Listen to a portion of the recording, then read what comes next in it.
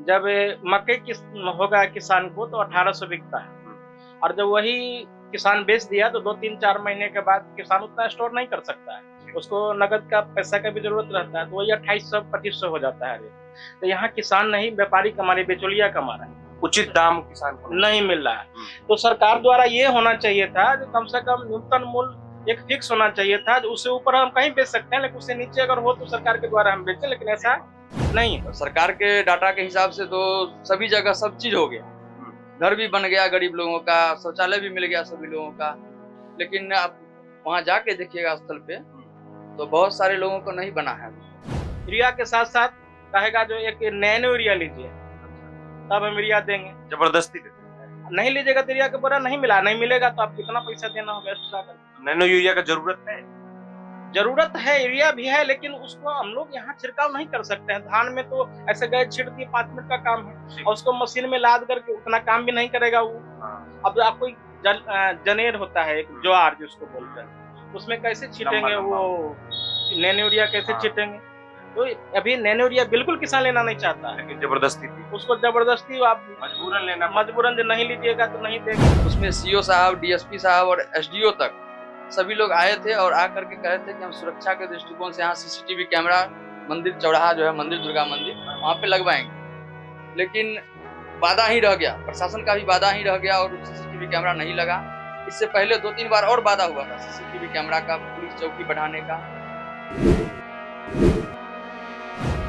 आपकी आवाज को सुनने आ रही है प्रभात खबर इलेक्शन एक्सप्रेस। देखते रहिए प्रभात खबर इलेक्शन एक्सप्रेस। नमस्कार, प्रभात खबर का इलेक्शन एक्सप्रेस देख रहे हैं आप। मैं हूं अनिकेत गुप्ता। हम लोग बीते दिन से समस्तीपुर जिले के अलग अलग चौक चौराहों पर जा रहे हैं।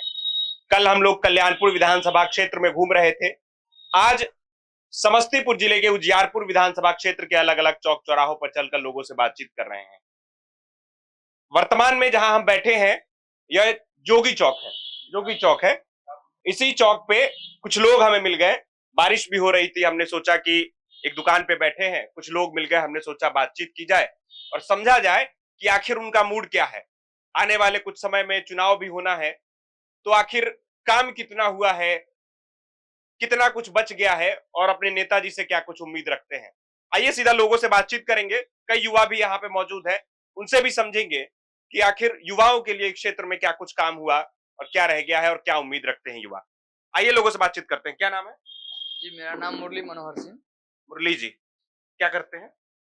हार्डवेयर हाउस चलाते हैं, हार्डवेयर का बिजनेस है? जी जी, व्यवसाय करते हैं।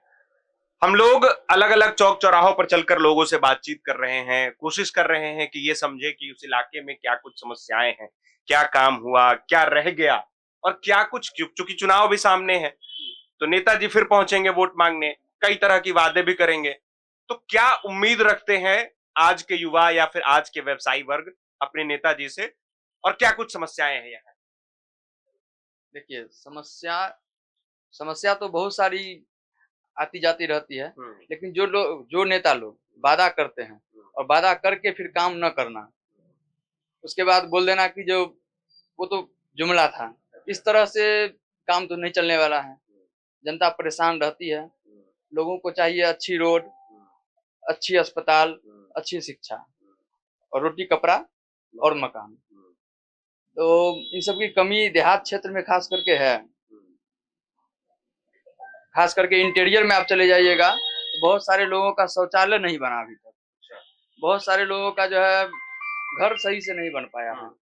आवास योजना चल रही है, शौचालय योजना भी चली, लेकिन जो है वो फ्लॉप रही। जमीनी स्तर पे नहीं पहुंच पाई तो फ्लॉप ही माना जाएगा। और बीच में बिचौलिए लोग गबन कर गए।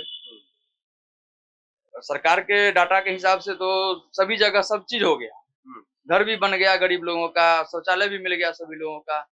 लेकिन आप वहां जाके देखिएगा स्थल पे तो बहुत सारे लोगों को नहीं बना है अभी तक। उसके बाद है रोड, तो और नाला सबसे बड़ा समस्या आ रहा है। रोड तो कुछ कुछ सही हुआ है, लेकिन नाला जो है अभी देहात क्षेत्र में हर जगह पे चाहिए। नाला के कारण लोगों का परेशानी बढ़ रहा है। रोड नीचे हो रहा है और लोगों का जो है दरवाजा ऊंचा हो रहा है और पानी लगने के कारण रोड बार बार टूट रही है। नाला बन जाने से लोगों को आवागमन में सुविधा होगा। पानी रोड पे नहीं रहेगी, रोड जल जमाव की समस्या। जल जमाव की समस्या से मुक्ति मिलेगी। यही सब है।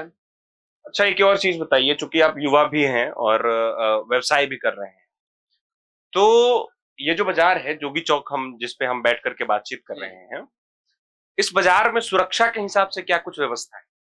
देखिए, सुरक्षा के हिसाब से इससे पहले हम लोग जो है एक मारपीट हुआ था जोगी चौक पे छोटा सा, तो उसमें हम लोग आंदोलन वगैरह किए थे, रोड जाम किए थे। तो उसमें सीओ साहब, डीएसपी साहब और एसडीओ तक सभी लोग आए थे और आकर के कहे थे कि हम सुरक्षा के दृष्टिकोण से यहाँ सीसीटीवी कैमरा मंदिर चौराहा जो है, मंदिर दुर्गा मंदिर, वहां पे लगवाएंगे। लेकिन वादा ही रह गया, प्रशासन का भी वादा ही रह गया और सीसीटीवी कैमरा नहीं लगा। इससे पहले 2-3 बार और वादा हुआ था सीसीटीवी कैमरा का, पुलिस चौकी बढ़ाने का। पुलिस चौकी की बात कीजिएगा तो पहले यहाँ पुलिस रहती थी, अब तो वो भी नहीं रहती है। तो क्या यहाँ मतलब घूमने घूमने टहलने पुलिस नहीं आती? मतलब 112 वगैरह नहीं? घूमने के लिए आती है, पेट्रोलिंग में आती है, हाँ पेट्रोलिंग में आती है। लेकिन पहले यहाँ एक मजिस्ट्रेट और 4 सिपाही 24 घंटा रहते थे। अच्छा। और सीसीटीवी के कैमरा की जो बात की है हम, दुर्गा मंदिर पे हम लोग दुकानदार संघ मिल करके दुर्गा मंदिर का पूजा वगैरह सब करते हैं, तो वहीं पे जो है हम लोग इस बार सीसीटीवी कैमरा लगवाए हैं 4-5। अच्छा, व्यवसायी लोग? जी जी, अपने सुरक्षा, प्रशासन की ओर से कोई हेल्प नहीं मिला उसमें। प्रशासन, उजियारपुर थाना, दक्षिण सराय के एसडीओ और डीएसपी सब लोग वादा किए थे, लेकिन वादा फ्लॉप हो गया। ठीक है, व्यवसायी थे, इनसे हमने बातचीत की है, और भी कई लोग हैं, बुजुर्ग भी हमारे साथ, उनसे हम कोशिश करेंगे बातचीत करने का। क्या नाम है चाचा? मेरा नाम परमानंद सिंह हुआ। परमानंद सिंह, ये बताइए कितनी उम्र है आपकी? 55-56 साल उम्र हो गई है। हम लोग अलग अलग चौक पे, जैसे अभी हम भी बात किए कि यहाँ के विकास को लेकर के, जोगी चौक के विकास को लेकर के, या फिर हम पूरे उजियारपुर विधानसभा की बात करें, आने वाले समय में चुनाव भी है, क्या कुछ काम जो पिछले समय में वादा करके नेताजी गए, कितना काम हुआ, कितना रह गया? यहाँ से हमारे उजियारपुर विधानसभा से माननीय विधायक श्री आलोक कुमार मेहता जी हैं, इनके द्वारा इस पंचवर्षीय में लगा है कि काम हुआ है, लेकिन फिर भी उतना काम होने के बावजूद भी बहुत काम अभी नजर आ रहा है कि बाकी है। क्या? जैसे क्या? जैसे गांव-गांव में नाली, ये सड़क के किनारे नाली तो सबसे पहले जरूरत है। इसके बाद एक हम लोगों के यहाँ जरूरत हो रहा है शवदाह गृह का। अच्छा। ये उनके द्वारा आश्वासन दिया गया है, शायद अभी तक उसके लिए फाइनली कोई विचार नहीं हुआ है। ये भी जरूरत है। आश्वासन दिया गया? आश्वासन दिया गया था।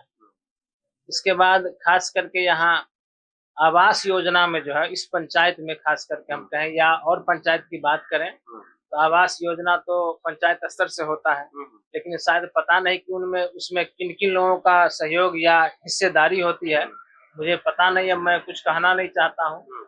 लेकिन यहाँ एक आवास योजना में बहुत ज्यादा लूट खसोट भी हो रहा है। इसका जिम्मेदारी कौन लेगा, कौन इस चीज को रोक सके, ये हम आने वाले समय के लिए होनहार विधायक से ये मैं आग्रह करना चाहूंगा कि आने वाले समय में इस व्यवस्था को समुचित किया जाए। गरीबों के द्वारा जो गरीबों से जो लूटा जा रहा है किसी भी जनप्रतिनिधि द्वारा या किसी अधिकारी के द्वारा, इस पर लगाम लगने की आवश्यकता है। लगाम लगाने की जरूरत है। क्या नाम है चाचा? उमेश कुमार। उमेश जी, क्या करते हैं आप? हम तो टीचर हैं। अच्छा, शिक्षक हैं आप? सरकारी शिक्षक? जी, सरकारी शिक्षक हैं। अधिक बातचीत करना उचित तो नहीं होगा आपसे, बस हम ये समझना चाहेंगे कि यहाँ पर जो है, जैसे हम योगी चौक पे बैठे हैं, योगी चौक पे ही बैठ करके बातचीत कर रहे हैं, बगल में चाचा भी हैं, किसान को लेकर के क्या कुछ है इधर? किसान को तो बहुत सारी समस्याएं हैं। अब देखिए, किसान जितना मेहनत करके फसल उपजाते हैं, उसके पीछे पीछे रहते हैं, उतनी आमदनी हो नहीं पाती है, जिसके लेकर के काफ़ी समस्या होती है। तो चाहिए जो किसान अगर अच्छा फसल हो, फसल के लिए उसका उचित दाम भी होना चाहिए, ताकि किसान उस चीज़ को, उस फसल को अच्छे भाव में बेच सके और उसकी आमदनी हो सके। ठीक है, सरकारी शिक्षक हैं ये, इनसे अधिक बात करना जो है चुनावी माहौल में उचित भी नहीं है। हम चाचा से बात करते हैं। चाचा क्या नाम? राम उद्गार सिंह। जी, राम उद्गार सिंह। क्या करते हैं? हम तो कुछ नहीं करते हैं, रिटायर्ड आदमी है। रिटायर आदमी हो गए हैं। कितना उम्र हो गया है? 85 है। 85। वृद्धा पेंशन वगैरह मिलता है? हाँ मिलता है। 60 के बाद से मिल रहा है? हाँ हाँ, कितना मिल रहा है? वृद्धा पेंशन 1100 रुपये। अब 1100 हो गया है। 1100 हो गया है। वृद्धा पेंशन आराम से मिल जा रहा है। राशन वगैरह की क्या सुविधा है? राशन भी मिलता है। मिलता है टाइम से? हाँ टाइम से मिलता है। टाइम से मिल जा रहा है। मिल जा रहा है। सारी जो जितने सरकारी योजनाएं हैं उसका लाभ आपको मिलता है, जैसे राशन हो गया, पानी हो गया, वृद्धा पेंशन हो गया, हाँ सब मिल रहा है। हाँ। अच्छा, चुनाव भी आएगा, फिर अभी नेताजी पहुंचेंगे, फिर कई सारे वादा करेंगे कि इतना नहीं इतना, उतना नहीं उतना। कितना काम हुआ, कितना रह गया? काम कौन कहिएगा तो हमें। काम जैसे क्षेत्र में काम, सड़कें बनना हो गया, नाले नाली हो गया, पानी लगता है नहीं लगता है, कितना काम हुआ, कितना रह गया? क्या कुछ और होना चाहिए था? होना चाहिए था, नाला उला सड़क पर। किसानी करते हैं आप? किसानी तो हम छोड़ दिए साहब। छोड़ दिए? रिटायर्ड। अब आप घर ही बैठ रहे हैं? हाँ घर बैठे। बच्चा सब क्या करता है? बच्चा सब खेती पथारी करता है। खेती पथारी करता है। बचत है खेती में? हाँ बचत है खेती में? बचत क्या रहेगा, उसमें पूंजी लगाता है वो भी चला जाता है। कैसे चला जा रहा है? नहीं होगा तो जेबे न करेगा। क्या लगा हुआ है अभी खेती? अभी तो धान लगा हुआ है। नहीं हुआ है? ना ठीक से नहीं हुआ, क्या पता? अभी तो फुटबो नहीं किया है, तो होगा तो कर बाद में पता चलेगा। बारिश वारिश तो इस बार अच्छी हुई नहीं। हाँ ना। ठीक है, क्या नाम है भैया? जी, रोशन कुमार सिंह। क्या करते हैं? किसान है और छोटा मोटा दुकान भी चलाता है। अच्छा, किसानी करते हैं। जी, किसानों को लेकर के इधर क्या हुआ विधानसभा में? पूरे विधानसभा की बात किया जाए, इस जो पिछले बीते 5 साल में सरकार रही, क्या कुछ हुआ किसानों को लेकर? ये जो उजियारपुर विधानसभा क्षेत्र है, ये बिल्कुल किसान बहुल क्षेत्र है और यहाँ सब्जी का अच्छा पैदावार किसान के द्वारा किया जाता है। लेकिन इसमें बहुत सी कठिनाइयां हैं। कठिनाइयां क्या है? जब किसान के पास आलू हो जाता है तो बिकता है 8 रुपए किलो, 10 रुपए किलो, और जब वही आलू स्टोर में चला जाता है, आलू हो जाता है 20 रुपए किलो, 22 रुपए किलो, यानी व्यापारी लोग कमाते हैं। और एक चीज बताना चाहते हैं, इस तरह से सभी चीजों में है। जब मकई होगा किसान को तो 1800 बिकता है, और जब वही किसान बेच दिया तो 2-3-4 महीने के बाद किसान उतना स्टोर नहीं कर सकता है, उसको नगद का पैसा का भी जरूरत रहता है, तो वही 2800-2500 हो जाता है। तो यहाँ किसान नहीं, व्यापारी कमा रहे, बेचौलिया कमा रहा है, उचित दाम किसान को नहीं मिल रहा है। तो सरकार द्वारा ये होना चाहिए था कि कम से कम न्यूनतम मूल्य एक फिक्स होना चाहिए था, जो उससे ऊपर हम कहीं बेच सकते हैं, लेकिन उससे नीचे अगर हो तो सरकार के द्वारा हम बेचें, लेकिन ऐसा नहीं है। पैक्स भी है, लेकिन पैक्स में भी उतना अच्छा व्यवस्था नहीं है, केवल धान का क्रय किया जाता है और अदर चीज का तो कुछ है नहीं। दूसरा एक चीज और हम कहना चाहते हैं, जो यहाँ लोग बड़े किसान नहीं है उजियारपुर में, सब छोटे छोटे किसान हैं, और जो बड़े लोग किसान हैं जमींदार, वो लोग छोटे किसान को वो बटाईदार बना के जमीन दिए हुए। तो किसान क्या करते हैं, तो उनसे लेते हैं तो उनको पैसा देना पड़ता है, अपना मेहनत करना रहता है, कम में बिकता तो उनको और नहीं पोसाता है। तो पलायन करने का एक कारण ये भी है, जो उनका बाल बच्चा जवान है वो दूसरा है, या तो यही मजदूरी करें। अच्छा, यहाँ किसान किसानी के साथ साथ पशुपालन भी अच्छी तरह से करता है। उजियारपुर में पशुपालन जिला में हम समझते हैं तो अच्छा खासा यहाँ, हाँ, रेशियो।